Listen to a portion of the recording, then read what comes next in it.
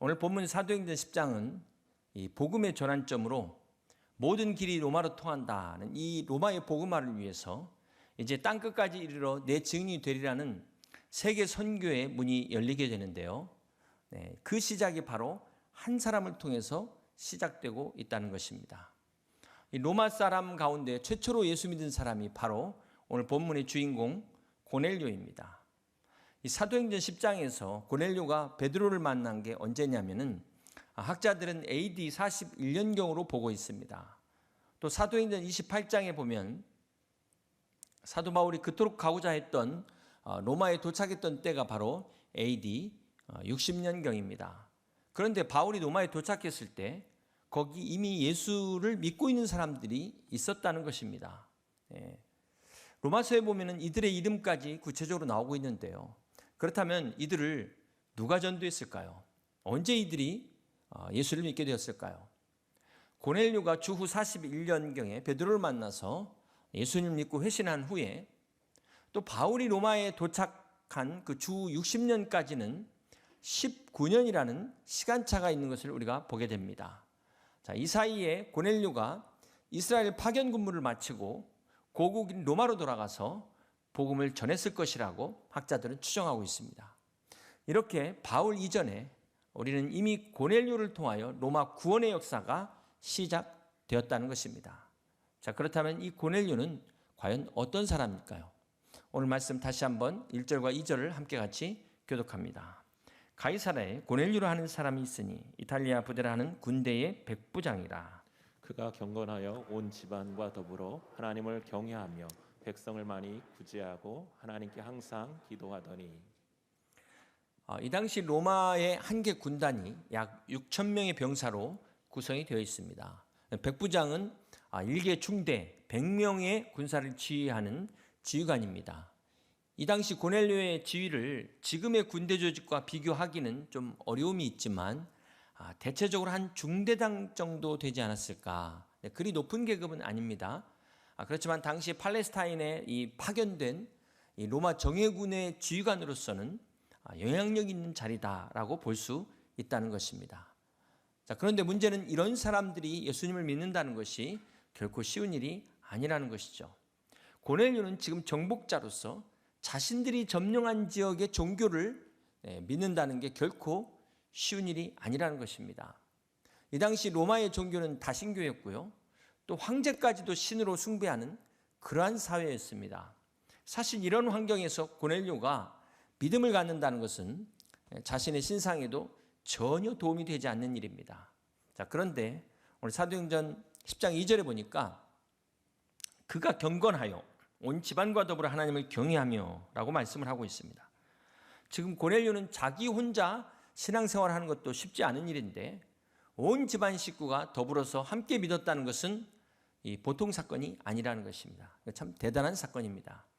요즘이야 온 가족이 신앙생활하는 게 문제가 되지 않지만 정말 이 당시에는 그리스도인으로 사는 것 자체가 참 어려운 상황입니다. 불리한 상황입니다. 고난을 받는 시대입니다. 그런데 온 가족이 함께 믿었다? 이것은 완전히 오픈한 것이죠. 공개적으로 신앙생활을 했다는 것입니다. 사실 지금도 어떤 분들은 사업상 크리스찬인 것을 숨기는 분들이 있습니다.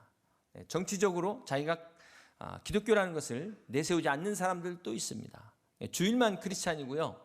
주중에는 회색지대에 숨어 있는 분들이 있습니다. 자, 그런 사람들에게 오늘 이 고넬료가 주는 교훈을 우리가 함께 생각하면서 은혜를 나누고자 합니다. 오늘 말씀의 제목이 우리 다 함께 기억하신 바가 되었으니. 그래서 여러분 당시 많은 크리스찬들이 있었을 텐데 특별히 고넬료를 기억하신 이유가 무엇일까요? 여기서 기억이라는 단어가 헬라어로 모네모시논, 발음도 어려운데요. 기념물, 기념비라는 뜻을 가지고 있습니다. 여러분이 예전에 학교에서 받은 상장, 이게 다 기념물이죠. 졸업장, 다 기념물입니다. 심지어 동네에서 받은 훈장도 다 그 기억한다는 그러한 의미를 가지고 있습니다. 그런 의미에서 가장 큰 상은 어떤 상일까요? 대통령상이라고 한다면 정말 중요한 것은 이 대통령이 기억하는 것보다 누가 기억해야 될까요? 교회에서도 이 목사가 기억하는 것보다도 더 중요한 것은 그렇습니다. 하나님이 기억하시는 겁니다. 사랑하는 성도 여러분, 내가 예수님을 아는 것도 중요하지만 그 예수님이 나를 아시는 것, 이게 더 중요하다는 것입니다. 하나님이 나를 기억하는 것, 이거 정말 중요한 거예요. 오늘 하나님께서 저와 여러분을 기억하시는 그런 복된 성도 되시길 주님의 이름으로 축복합니다. 오늘 본문에 하나님께서 고넬료를 기억하신 이유를 보니까 4절에 천사가 이르되 내 기도와 구제가 하나님 앞에 상달되어 기억하신 바가 되었으니 라고 말씀하고 있습니다. 여기서 먼저 우리가 또 기억해야 될 것이 오늘 우리의 기도가 하나님 앞에 상달된다는 것을 기억해야 된다는 것입니다. 오늘 여러분의 구제, 오른손이 한 것, 왼손이 모르게 한 구제들 다 하나님이 기억하신다는 것입니다. 사랑하는 성도 여러분, 특별히 이 기도를 하나님을 향한 창이다라고 어떤 분은 이야기를 하는데요. 오늘 여러분의 창은 어디를 향해서 열려 계십니까? 이 기도에도 두 가지 종류가 있죠. 구하는 기도가 있고 또 교제를 목적으로 하는 기도가 있습니다. 어떤 사람들은 구할 때만 기도하는데요. 물론 우리가 주님께 구해야 됩니다. 주님이 구하라고 말씀하셨기 때문에 우리는 구해야 합니다. 자, 그런데 우리가 평상시에도 기도할 때 어떤 기도를 해야 될까요? 구하는 기도만 하는 게 아니라 교제하는 기도도 필요하다는 것입니다. 어떤 분들은 뭔가 부탁할 때만 찾는 사람들이 있습니다. 일이 있을 때만 찾는 분이 있어요.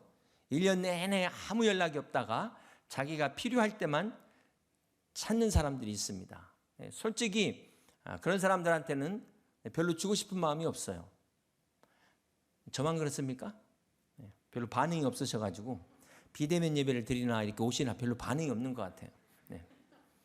그래서 이 기도는 우리가 일이 없어도 일단 기도를 해야 되는데 문제는 우리가 일이 없으면 기도가 안 된다는 거죠. 그래서 1년을 그 하나의 저기로 볼 때 가장 기도 많이 모이는 때가 언제일까요? 수능 기도입니다. 그 수능 기도를 기점으로 정점을 딱 찍고 그때부터 계속 내려가는 거예요.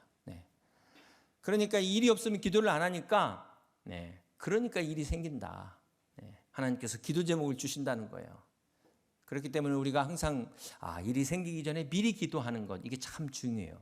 이 예방하는 효과도 있습니다. 사랑하는 성도 여러분, 저와 여러분의 기도가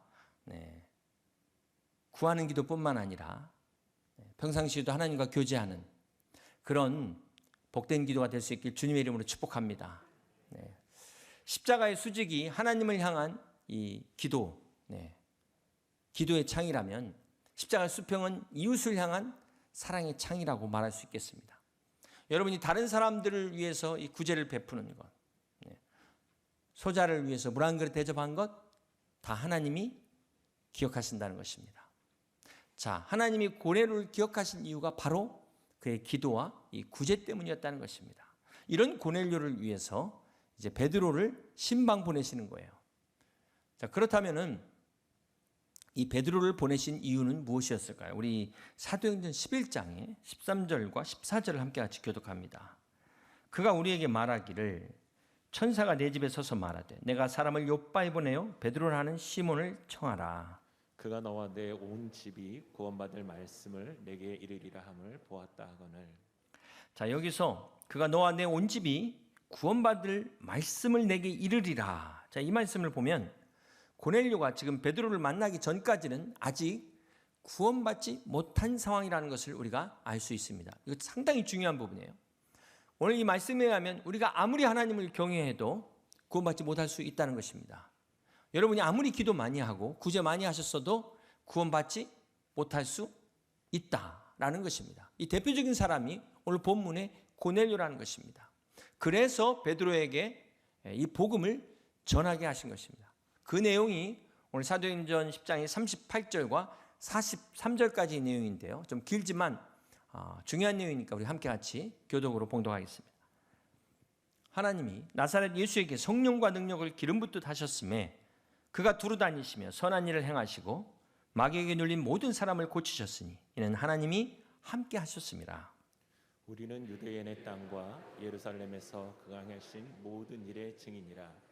그를 그들이 나무에 달아 죽였으나 하나님이 사흘 만에 다시 살리사 나타내시되 모든 백성에게 하신 것이 아니요 오직 미리 택하신 증인 곧 죽은 자 가운데서 부활하신 후 그를 모시고 음식을 먹은 우리에게 하신 것이라. 우리에게 명하사 백성에게 전도하되 하나님이 살아있는 자와 죽은 자의 재판장으로 정하신 자가 곧 이 사람인 것을 증언하게 하셨고 그에 대하여 모든 선지자도 증언하되 그를 믿는 사람들이 다 그의 이름을 힘입어 죄 사함을 받는다 하였느니라. 그렇습니다. 그를 믿는 사람들이 다 그의 이름을 힘입어 죄 사함을 받는다 하였느니라. 하나님께서 고넬료에게 이 복음을 듣게 하기 위해서 베드로를 보내신 것입니다. 사랑하는 성도 여러분, 아무리 고넬료의 선행과 기도가 하나님 앞에 상달되었지만 그것 가지고는 구원을 받을 수 없다는 것입니다. 그러므로 여러분, 오늘 우리는 이 말씀을 들어야 돼요. 복음의 말씀을 들어야 되는 것입니다. 이 말씀을 통해서 우리 주님을 만나야 되는 것입니다. 성령의 역사를 경험해야 되는 것입니다.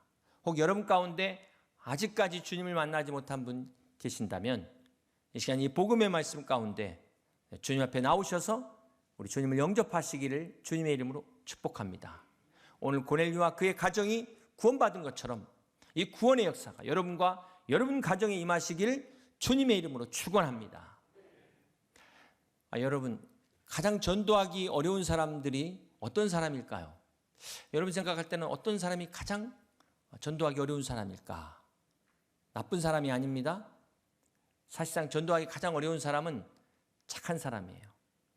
예수님 없이 착한 사람, 정말 이런 사람들에게는 복음 전하기가 쉽지 않습니다. 차라리 죄 지은 게 많은 사람은 그래도 자기가 죄인인 걸 인정을 하는데요. 이 의인들 있죠. 자칭 의인입니다.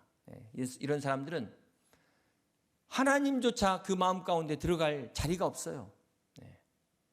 참 이런 사람들은 전도하기가 어려운데 우리가 명심해야 될 것이 구원은 우리의 죄 문제는 오직 예수 그리스도를 믿는 믿음으로만이 해결할 수 있다는 것입니다. 주님께서 나를 위해서 십자가에서 흘리신 그 복음의 능력, 그 십자가를 믿는 그 믿음으로만 우리가 구원받을 수 있음을 우리는 기억해야 할 것입니다. 자, 그렇다면 이왕에 천사가 나타났잖아요. 그러면 직접 고넬료에게 복음을 전하면 될 텐데 왜 굳이 베드로를 부르라고 했을까? 아니, 천사가 나타난 김에 그냥 복음을 이야기하면 얼마나 더 확신이 있겠어요. 여러분 꿈에 천사 나타나가지고 복음을 쫙 설명하면서 그러면 더 잘 믿을 것 같지 않습니까? 왜 그렇게 안 하셨을까? 여기에는 하나님의 뜻이 있다는 것입니다. 오직 이 복음을 전하는 것은 누구에게만 주신 특권입니까? 구원받은 성도들에게만 주신 특권이라는 거예요. 믿는 자들에게만 천국의 열쇠를 주셨다는 것입니다. 그래서 이 예수 그리스도의 이 복음을 전하는 특권은 아무나 받은 게 아니라는 거예요. 오늘 구원 얻은 성도들, 저와 여러분에게만 주신 특권이심을 믿으시길 바랍니다. 그래서 찬송가 508장에 주에게 부탁하신 일 천사도 흠모하겠네 라고 우리가 찬양하는 것입니다. 사랑하는 성도 여러분, 천사가 흠모하는 이 귀한 특권을 오늘 우리가 받은 거예요. 특별히 이 귀한 복음을 전하는, 가르치는 이 교사가 얼마나 큰 축복입니까? 오늘 우리 교회에 정말 이런 귀한 선생님들이 너무나 많이 계신데 너무나 감사한 일이에요. 여러분, 고넬료 지금 한 사람이 이 로마 복음화의 서곡을 알리고 있잖아요. 여러분이 가르치는 그 한 학생이 앞으로 어떤 사람이 될지 아무도 알 수 없습니다. 제가 어렸을 때 시골에서 주일학교 선생님이 이렇게 가르치셨는데 설마 그분이 생각했겠습니까? 제가 오늘날 이런 자리에 있을 줄? 정말 그렇기 때문에 한 영혼이 정말로 소중하다. 여러분 생각지도 못한 그 어린 영혼이 앞으로 어떻게 될지 기대하시고 기도하시길 바랍니다. 어제 기사에 보니까 하버드 의대 논문에 한 개의 변이세포가 수십 년 자라서 암이 된다는 기사를 봤습니다. 여러분도 보신 분이 계시겠지만 이 암도 최초의 변이세포 한 개에서부터 시작된다는 거예요. 이게 100개 되는데 10년이 걸린답니다. 그 다음부터는 기하급수적으로 빨라지는데 좋은 것만 그런 것이 아니라 나쁜 것도 첫 단추가 중요한 것입니다. 자, 그렇게 보면 우리 한 영혼 세우는 게 얼마나 중요합니까?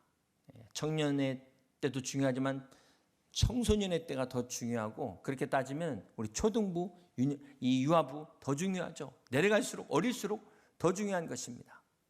코로나 때문에 어려운 상황이지만 이 가운데서도 우리 학생들을 위해서 수고하는 우리 선생님들께 다시 한번 감사드리고, 우리가 이런 때일수록 더 전화나 카톡을 통해서라도 방황하는 영혼들을 잘 인도할 수 있는 그런 우리 선생님들 되실 수 있기를 주님의 이름으로 축복합니다. 제가 2주 전에 고등학교 3학년 학생으로부터 편지를 하나 받았는데요. 이때를 위함이라 같아요. 그래서 잠깐 한번 소개를 하도록 하겠습니다. 시간상 다 읽을 수는 없고요. 국명호 담임 목사님께, 목사님 안녕하세요. 저는 고등부에서 이제 곧 청년 일부로 올라가는, 이름은 생략하겠습니다, 자매입니다. 고등부에서 줌으로 매일 아침 저녁 기도회를 드리면서 교회를 위한 기도, 목사님을 위한 기도를 하다가 편지를 드리고 싶다는 마음이 생겨 짧지만 이렇게 적어봅니다. 목사님을 실제로 뵌 적이 많지 않아서 목사님께서 제 얼굴을 모르시겠지만 전사님께서 가끔씩 목사님 설교 영상을 보여주시고 담임 목사님께서 공부방을 할 수 있도록 허락해 주시고 지원해 주시는 거라고 자주 말씀해 주셔서 뭔가 친근한 느낌이 들어요. 저뿐만 아니라 다른 고등부 아이들도 늘 목사님께 감사드리고 있고 목사님을 위해 기도하고 있어요. 목사님께서 함께 공부할 수 있도록 흔쾌히 허락해 주시고 열심히 하라고 응원도 와주시고 피자도 사주시고 또 언제나 기도로 응원해 주신 덕분에 저는 지난 2년간 지체들과 즐겁게 열심히 예배드리고 교제하고 또 공부할 수 있었어요. 함께 모여 공부한 덕분에 고등학교 시기를 방황하지 않고 잘 보낼 수 있었던 것 같아요. 이 안은 생략합니다. 이 학생이 이번에 서울대를 갔는데요. 고등학생이 담임 목사를 위해서 기도한다는 제가 이 편지를 받고 감동을 받았어요. 그래서 한번 장학금을 주려고 봤더니 형편이 괜찮다는 거예요. 그래서 제가 맛있는 거 사 먹으라고 용돈을 줬습니다. 막 뭔가 주고 싶더라고. 하나님의 마음이 이러지 않을까? 구하지도 않은데 주고 싶은 이게 하나님의 마음이 아닐까? 그리고 제가 이 편지를 보면서 우리 성도님들 위해서 더 열심히 기도해야겠다. 제가 그런 생각을 또 갖게 되었습니다. 여러분들도 이번 기회에 혹시 생각나는 선생님들 있으면 또 감사의 편지 한번 보내시고 우리 학생들에게는 힘내라고 격려의 한번 편지 문자라도 보내실 수 있기를 바랍니다.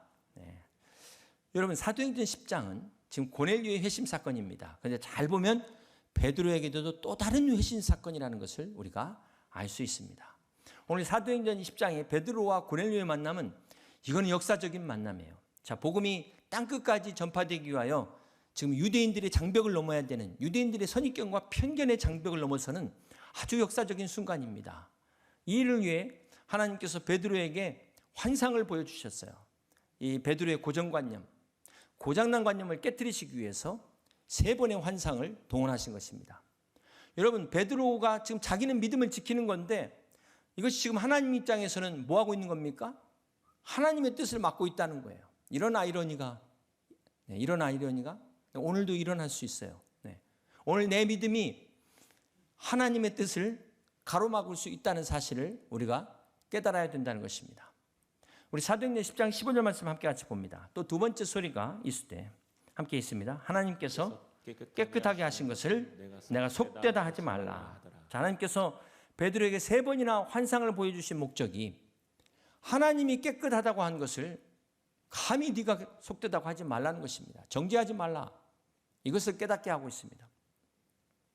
하나님께서는 지금 베드로에게 너의 편견으로 선입견으로 하나님을 제한하지 말라고 깨닫게 하고 있다는 것입니다. 사랑하는 성도 여러분, 여러분 안에 어떤 편견이 있으십니까? 어떤 선입견이 있으십니까? 그 뇌과학에 의하면 우리 뇌가 이 순간적으로 받아들인 정보가 1100만 비트가 된다고 합니다. 그런데 우리 뇌에서는 이 많은 정보들을 처리할 수 있는 것은 40비트에 불과하대요. 자, 그렇기 때문에 우리 뇌에 들어오는 정보의 99.9%는 어떻게 처리되는 겁니까? 이게 과거의 경험과 고정관념에 근거해서 나도 모르게 무의식적으로 처리가 된다는 것입니다. 사실 우리가 이렇게 지금 매 순간 인식하지 못하잖아요. 숨 쉬는 거 혹시 인식하십니까? 그건 지금 건강에 문제 있는 분들이 그렇지 건강한 사람들이 인식이 안 되는 것처럼 나도 모르는 사이에 이 선입견과 편견이 우리를 사로잡고 있다는 거예요. 그래서 누구나 마음속에 두 마리의 개를 키운다고 하지 않습니까? 이 편견과 선입견. 여러분이 살아온 만큼 그것을 키우신 겁니다. 그래서 우리 이 두 마리의 개를 조심하셔야 돼요. 근데 이 개를 쫓아내는 개가 있더라고요. 백문이 불여일견. 일명 일견이. 여러분 직접 보지 않고 어디서 들은 얘기만 들었다가는 반드시 실수하게 돼 있어요. 반드시 오해하게 돼 있는 것입니다.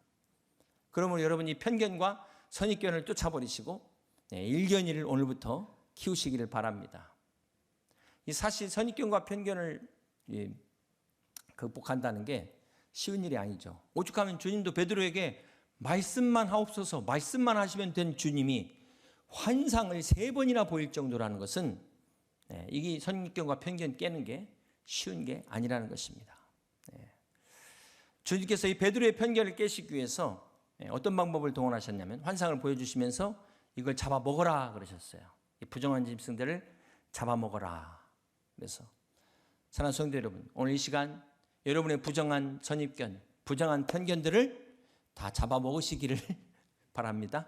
선입견, 편견이 여러분을 잡아먹지 못하게 어떻게 우리가 먼저 잡아먹는 거예요. 저기 충청도에서는 보신탕을 드십니까를 짧게 개혀 그런데요. 그걸 복수로 개들혀 그러신답니다. 다른 게 드시지 마시고 이 편견과 선입견을 드시길 바랍니다. 사랑하는 성도 여러분, 오늘 정말 이 복음이 우리에게 진정한 복음인가? 나에게 정말 복된 소식인가? 한번 생각해 보시길 바랍니다. 우리의 모든 중심을 아시고 내 생각과 말을, 내 행동을 아시는 그 하나님이 예수 그리스도 십자가의 능력으로 우리 모든 죄를 다 용서하신 것 여러분 믿으십니까? 하나님이 용서하셨는데도 믿지 못하고 내가 나를 용서하지 못하는 사람들이 있다는 거예요. 자, 이것이 예수 믿는 사람들의 첫 번째 장벽입니다. 이 벽이 무너져야 돼요. 그리고 그 다음으로 우리 안에 지금까지 세상적인 편견, 선입견 이 모든 것들이 무너져야 된다는 것입니다. 더 나아가 오늘 우리 안에 보수와 진보의 벽, 이념과 이데올로기란 이 모든 벽들이 다 무너져야 된다는 거예요. 그러기 위해서 어떻게 해야 됩니까? 먼저 하나님 앞에 나와서 하나님과 우리 사이에 죄로 인해 막힌 이 장벽이 무너져야 되는 것입니다. 그리고 여러분 안에 있는 이 모든 장벽이 무너져야 돼요. 그리고 여러분 가정의 장벽이 무너지고 부부 간의 장벽이 무너지고 부모와 자녀들 간의 장벽이 무너지고 나아가서 모든 관계의 장벽들이 다 무너지는 은혜가 넘치시기를 주님의 이름으로 간절히 축복합니다. 그리고 오늘 여러분을 통해서 여러분의 가정을 통해서 여러분 가는 곳마다 이 모든 장벽들이 무너지는 역사가 일어나시기를 주님의 이름으로 축원합니다. 마지막으로 오늘 이 고넬료는 지금 점령군의 백부장입니다. 그렇기 때문에 이 당시 유대인들은 심지어 제사장이라 할지라도 이 백부장이 다 자기 부하다라도 할 수 있다는 거예요. 다 무시할 수 있는 사람들입니다. 그럼에도 불구하고 이 고넬료가 베드로를 만났을 때 어떻게 합니까? 우리 함께 같이 사도행전 10장 24절부터 26절을 함께 같이 살펴봅니다. 이튿날 가이사랴에 들어가니 고넬료가 그의 친척과 가까운 친구들을 모아 기다리더니 마침 베드로가 들어올 때 고넬료가 맞아 발 앞에 엎드려 절하니 베드로가 이렇게 이르되 일어서라 나도 사람이라 하고. 지금 고넬료가 주위 사람들을 다 모아놓은 거예요. 베드로가 온다고 일가 친척까지 다 불러 모은 겁니다. 그런데 그 자리에서 갈릴리 어부 출신 베드로에게 지금 납작 엎드려 절하고 있다는 것입니다. 고넬료의 신문상 보면 절대 이렇게까지 할 필요가 없는 사람이었어요. 그런데도 이 고넬료는 하나님을 경외한 사람이었기 때문에 하나님이 보내신 사자를 존경했다는 것입니다. 베드로 자체를 보고 온 것이 아니라 베드로를 보내신 하나님 때문에 하나님의 사자를 존경하고 그가 전한 말씀을 그대로 받아들이고 순종하는 그러한 자세를 보입니다. 사랑하는 성도 여러분, 하나님은 이렇게 경건한 고넬료를 구원하셨고 그의 가정을 구원하셨어요. 그래서 세계 복음화의 진정한 시작인 이 로마 복음화의 첫 열매가 되게 하신 것입니다. 고넬료가 그렇게 축복받은 사람이에요. 사랑하는 성도 여러분, 오늘 하나님께서는 지금도 이와 같은 사람들을 찾고 계십니다. 고넬료와 같은 사람들을 찾고 계세요. 바라긴 저와 여러분 모두 이 백부장 고넬료처럼 하나님이 기억하시는 여러분 되시길 주님의 이름으로 축복합니다. 그래서 여러분과 여러분 가정이 다 구원받고 땅끝까지 복음을 증거하는 이 복음의 사역의 귀한 열매가 되시는, 모든 장벽들을 다 무너뜨리시는 우리 여의도 침례교회 모든 성도들이 다 되시기를 주님의 이름으로 축원합니다.